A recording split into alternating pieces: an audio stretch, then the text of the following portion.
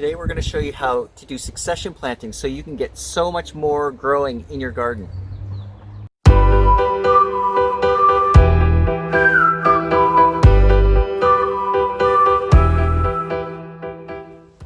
Hi, this is Gary McDougall from Grow the Food You Love.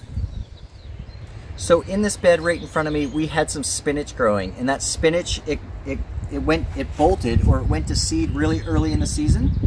So what we've got here is we've got some leeks that were given to us as a gift, and we potted them up, and these are ready to transplant. You can see some really healthy, vigorous growth on the top.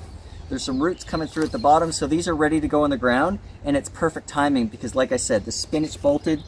It's not producing seed, it's not producing leaves anymore. The leaves that are there are a little bit bitter. So we're just going to take them out, and all we do to take them out is we just go to the bottom and we just turn them out. And now this soil isn't that nice either, so I'm going to mend the soil a little bit. Now's a good time to add some good rich compost to it, and then we're going to put the leeks in. So now I'm going to show you how we plant the leeks and how we remove the spinach. So we're going to put a leek right here, and I'm just going to loosen the soil. And like I said, this soil was a little bit harder than I really wanted. It wasn't that nice, so I'm just going to dig it up and loosen it up a little bit and get any big stones out of there. I'm going to add this is really good compost to add some richness, some nutrients to the soil. And then to add the leek, going to loosen the sides here.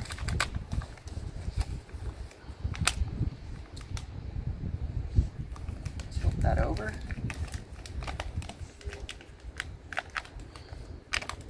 And this is what we're looking for when we transplant out of these cells, is we're looking for nice vigorous growth from the top and the root ball to be intact. Nice roots at the bottom. And it's right easy to plant that in the ground. We want to plant it a little bit deeper, just so that that plant grows nice and sturdy. And we've also got it planted really close to this drip, to our drip line irrigation, so that when that water comes out of there, it's going to go right to this plant. So we've got our leeks planted in the ground, and now we're going to talk about timing. Timing your succession planting so that you're going to get the most out of your garden.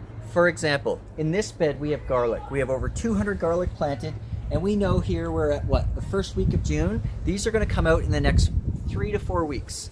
Once these come out, the following day we're going to plant in this bed. So if they're coming out in July, we have things like brassicas that we started 4 weeks ago, cabbage. We're going to put in some carrots, direct sown. We're going to direct sow some beets as well, and that'll plant this bed out. And I'll show you the next bed. Here we are at a potato bed. Again, it's 4 feet by 12 or 13 feet. All of our beds are.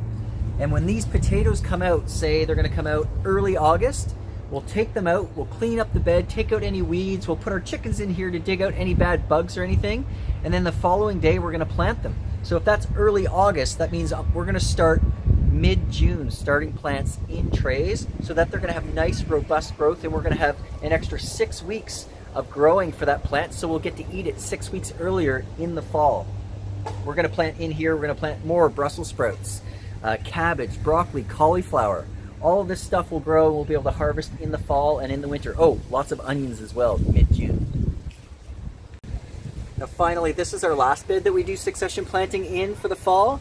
This is our corn bed. So here we are early June. The corn are starting to come up and almost all of them have germinated, you see. We'll start eating the corn late August and through September, but by October, when it's time, when the rains have come, we're gonna get our garlic in this bed. And we're not going to disturb this bed at all. Once the corn gets nice and big, we're just going to cut it off right at the bottom. And we do this every year. And then the following day, we might amend the soil with a little bit of compost and stuff. And then we'll plant the garlic directly in this bed. So if you want to learn more about succession planting and growing more food in your garden year round, which is growing food in the fall and winter is my absolute favorite growing season. If you want to learn more about that, join us at Grow the Food You Love on Facebook, and we can answer more of your questions.